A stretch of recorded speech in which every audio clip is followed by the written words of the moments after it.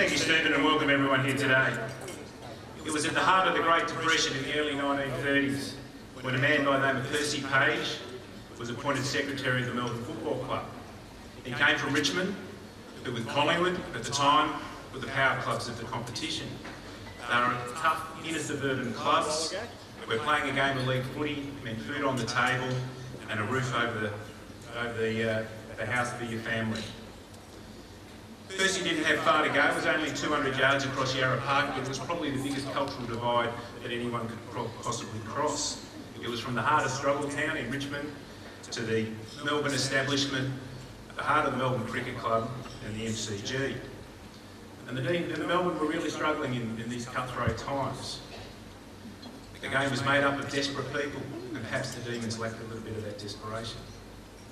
He needed a tough mentor to lead the team. He turned to a man he knew well. He was a Tiger champion. He was a premiership coach, Francis Checker Hughes. All on the promise of a job at Miller's Roadworks. And the destiny of a footy club was forever changed. Checker didn't like what he found at Melbourne.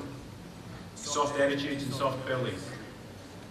And he cleared out most of the players.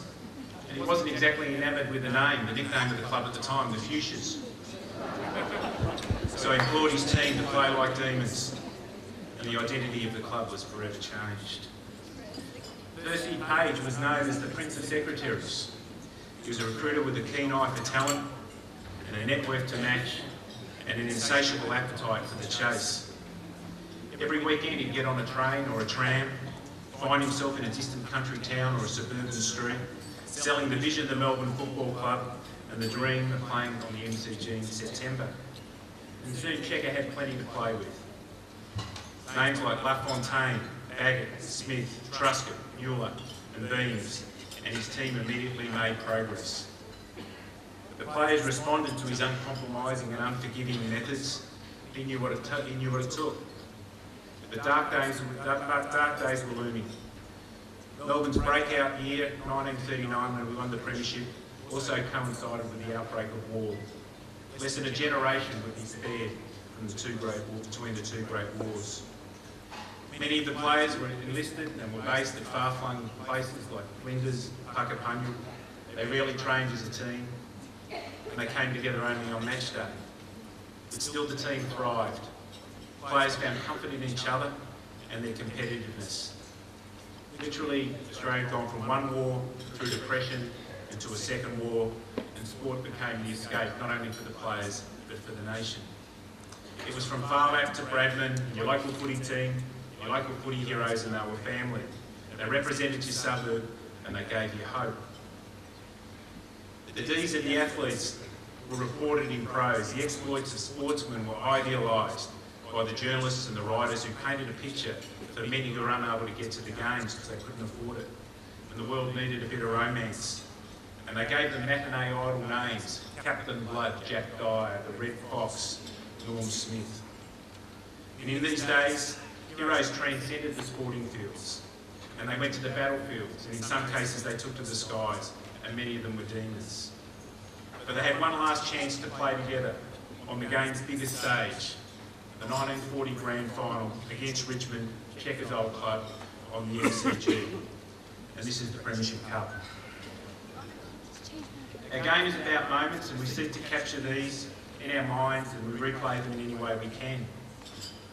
I've often said about the current times of the Melbourne Football Club that it's not about rebirths, but it's about restoring the timelessness of our great club. After all, we've managed to will our way through 152 years, and somehow the term rebirth seems disrespectful for all of those who have given it their all for over a century and a half. We wanted to capture the moment, this 1940 moment, where the four of our players who would lose in war played together for one last time, and with that some of our greatest ever legends. We've done it through the artwork of Owen Abrahams, and which shines on the screens now, hopefully.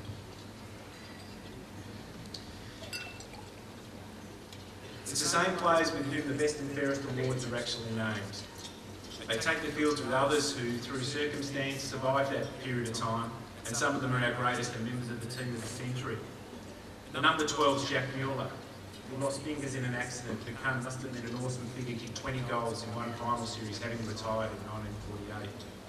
Crumbing is Percy Beams, number 24, and I had the honour the other week of introducing his son Colin to Liam Jarrett, current wearer of number 24. Standing in the goal square is Norm Smith. Moving in is Alan LaFontaine, which is a matinee idol name in its own way. And in the background there's a thread of Captain Blood, Jack Dyer. He's just looking like he's going to whack someone. The sky is dark and foreboding. You can almost smell the mud and the grass, and the scoreboard shows the Demons are well on top with not long to go. The MCG is as the old timers would know it, true in every detail. There's a newspaper article up the top, if you look closely, and it shows another scorecard, which is a graphic reminder of these times, and it says Nazi losses, 4,610. Near the contest is a young Harold Ball, just in the forward pocket there, which our first year trophy's named. Harold played 33 games for Melbourne, having been recruited by Percy from Melbourne, kicked 33 goals, was best player on the ground in the 1939 preliminary final. He enlisted, he went to Singapore as an ambulanceman. And then an ambulance driver with the white and the Red Cross on his arm. He was still captured by the Japanese with 2 other ambulance drivers and 2 other doctors. And sadly, he met his fate. He was tortured and executed at only 21 years of age. His parents returned with his blazer and presented it to the club, and I have pride of having that in my office at the MCG. If you look towards the picture again, moving into the contest is a man with a very familiar look. It's Ron Barassi Senior, which our third best and fairest award is named after.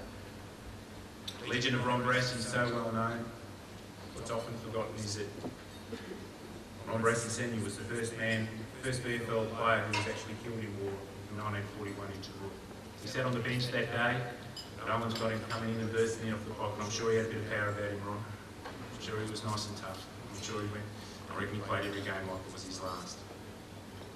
On the other side of the pack is Sid Anderson. Sid played 3 years for Melbourne and played in 3 premiership teams, 1939, 1940 and 41. He was in Papua New Guinea. He was on a bomber, the plane crashed. He survived and crashed with a number of other people, but was sadly shot as he was making his way up the beach. We have Sid's daughter, Trish Phillips, here tonight, who's a guest of Noel McMahon. I'd like Trish to stand. Trish never got to meet her dad, but I'd like her to stand and be acknowledged today.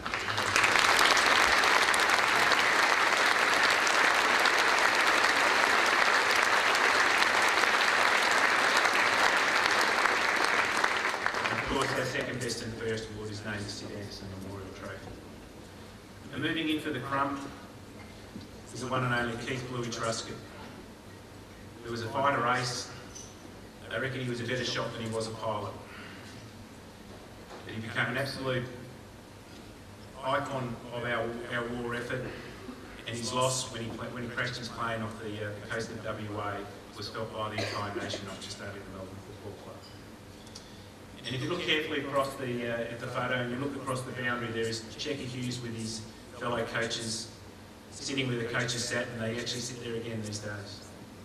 He was the man who inspired the team to victory, but he was also ultimately going to mourn the loss of 4 of his players. It was his idea and his inspiration to name the best and fairest awards in their honour. And there are 1,275 players who've got to play for the Melbourne Football Club, and 21 have been lost in war. It's the most of any AFL club. And that's why in our new emblem, which we officially released in a month or so, it has a little flame of remembrance in it, in memory of our saddest loss. We're determined that the names of our awards will also remain timeless. Particularly they were, not just the names on the trophies themselves. From the day that Percy Page crossed Yarra Park and brought with him Checker Hughes, the Melbourne Football Club was destined to win 10 premierships in the next 25 years. It's an extraordinary achievement, despite being ravaged by war. It's also a time when the club found itself again. I get the sense that we're just starting to find ourselves all over again. We should be so honoured. Enjoy your evening.